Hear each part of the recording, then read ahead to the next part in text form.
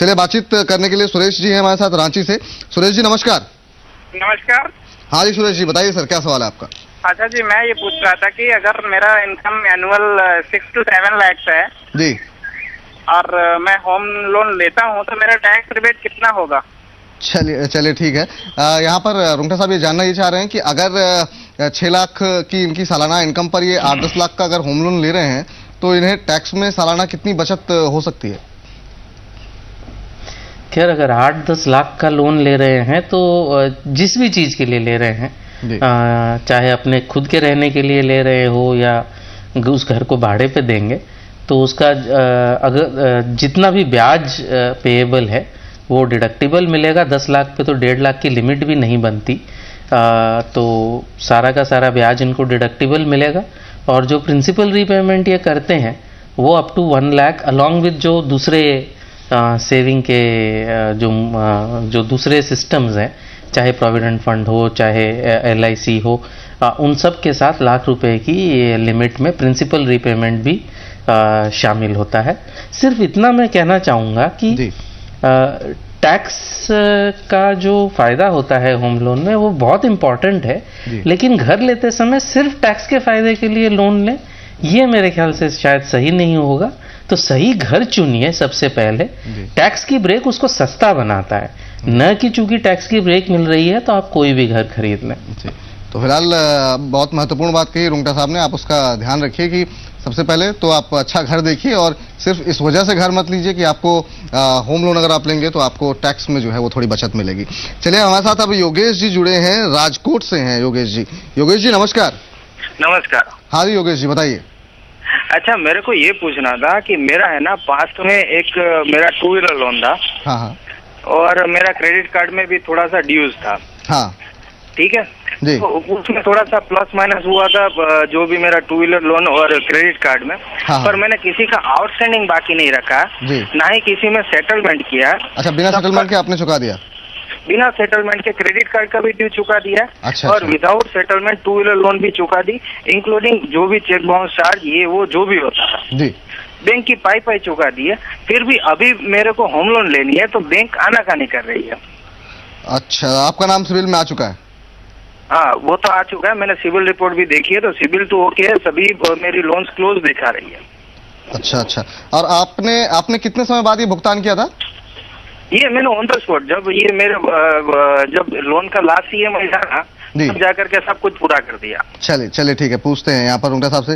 रुंगटा साहब, वैसे इतनी जल्दी नाम आता नहीं है, एक समय दिया जाता है, कई बार मैसेज के जरिए या फिर लेटर्स भेज के कम्युनिकेट किया जाता है। इनका कहना यह है कि इन्होंने लास्ट EMI से पहले ही अपना सारा जो ड्यूज थे वो क्लियर कर दिए बिना किसी सेटलमेंट के, लेकिन अभी भी इन्हें लोन मिल नहीं रहा है और नाम अभी भी सिविल में है। क्या कुछ आप इनको बताएंगे?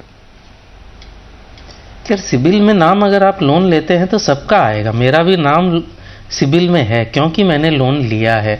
सिबिल एक रिकॉर्ड कीपिंग एजेंसी है। ये कई बार हम इस प्रोग्राम पे भी कई बार बात कर चुके हैं कि जब भी हम लोन लेते हैं वो बैंकें उसको रिपोर्ट करती है सिबिल को। अगर हमने समय पे चुकाया तो उस चीज़ की रिपोर्ट करती है, अगर समय पे नहीं चुकाया तो उस चीज़ की रिपोर्ट करती है।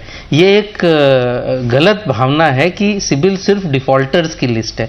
सिबिल हर लोन टेकर का रिकॉर्ड रखती है, बैंकों से लेकर वो सारे रिकॉर्ड्स बैंक के पास से उनके पास आते हैं। तो जैसे कि इन्होंने कहा, जब इन्होंने डिफ़ॉल्ट किया था उस समय इनके रिकॉर्ड में दिख रहा होगा कि डिफ़ॉल्ट किया है, और ये भी इन्होंने कहा कि अब दिख भी रहा है कि लोन सारे क्लोज कर दिए।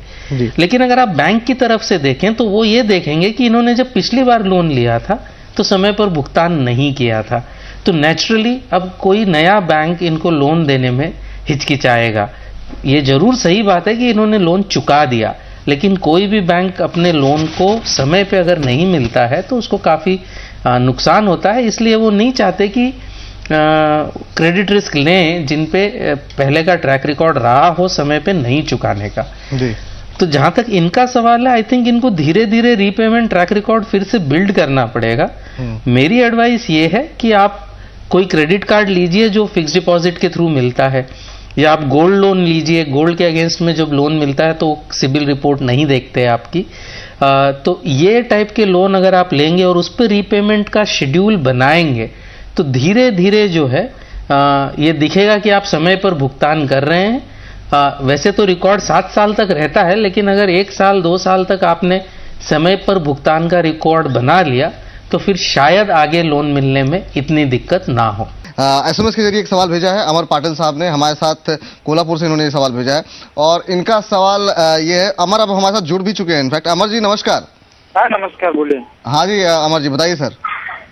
वो पोल्ट्री बिजनेस के बारे में मुझे लोन की जानकारी के लिए डिटेल में जानकारी चाहिए। अच्छा आप ये बिजनेस लोन लेना चाह रहे हैं? हाँ, बिजनेस स्टार्ट करना।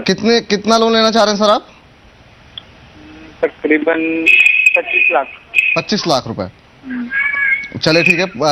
और आपके पास दिखाने के लिए बैंक को कुछ प्रॉपर्टी, कुछ मकान कुछ है आपके पास? हाँ मकान है। चलिए ठीक है। यहाँ पर हर्ष जी अपना बिजनेस शुरू करना चाह रहे हैं और बिजनेस लोन लेना चाह रहे हैं 25 लाख रुपए के आसपास। क्या कुछ इन्हें करना होगा इस लोन को पाने के लिए?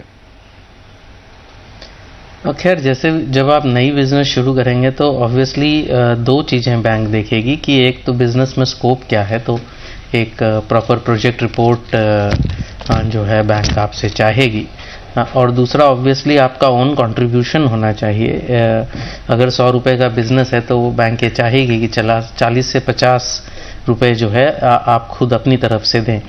अब इनके केस में ये कह रहे हैं कि इनके पास मकान है, उसकी कीमत क्या है वो तो नहीं पता, लेकिन क्लियरली अगर मकान को वो बैंक के साथ में गिरवी रख सकते हैं तो लोन मिलने की अच्छी संभावना है। उनको मेरे ख्याल से जो नज़दीक की जहाँ पे भी वो हैं वहाँ पे उनको नियरेस्ट बैंक्स जो हैं 2-4 वहाँ पे उनको पता करना चाहिए कि मकान के सामने नए बिजनेस के लिए लोन मिलेगा या नहीं। जी चलिए, इस बीच फटाफट सवाल ले लेते हैं मनोज जी का, कोलकाता से हमारे साथ जुड़े हैं। मनोज जी नमस्कार, पूछिए अपना सवाल। हाँ सर, मैं जानना चाह रहा था जी कि मैं एक सेंट्रल गवर्नमेंट का एम्प्लॉय हूँ। अच्छा अच्छा। और मेरा इन हैंड सैलरी जो है, नेट सैलरी, वो 20,000 रुपये है। 20,000 रुपये है, ठीक है। जी हाँ। और आप किस तरह का लोन लेना चाह रहे हैं सर? मैं हाउस लोन लेना चाह रहा हूँ। होम लोन जानना चाह जी जी जी चलिए ठीक है। आप ये जानना चाह रहे हैं कितना लोन मिल सकता है आपको 20,000 की सैलरी? मैक्सिमम। जी चलिए ठीक है, पूछते हैं रुंगटा साहब से। रुंगटा साहब 20,000 रुपये पर मंथ की इनकी सैलरी है, 20 साल के लिए होम लोन लेना चाह रहे हैं। इस सैलरी पर कितना होम लोन मिल सकता है? गवर्नमेंट एम्प्लॉय है। सो रफली मेरे ख्याल से जो भी सालाना आपकी आय है उसका करीबन 4 गुना तक का लोन आपको मिल सकता है, 4.5 गुना भी मिल सकता है। तो इनके केस में करीबन मेरे ख्याल से 4.5 लाख से लेके 5.5 लाख तक का लोन जो है 240 है इनका सालाना आय, तो रफली 10 लाख से लेके 12 लाख तक का लोन जो है इन्हें मिल सकता है।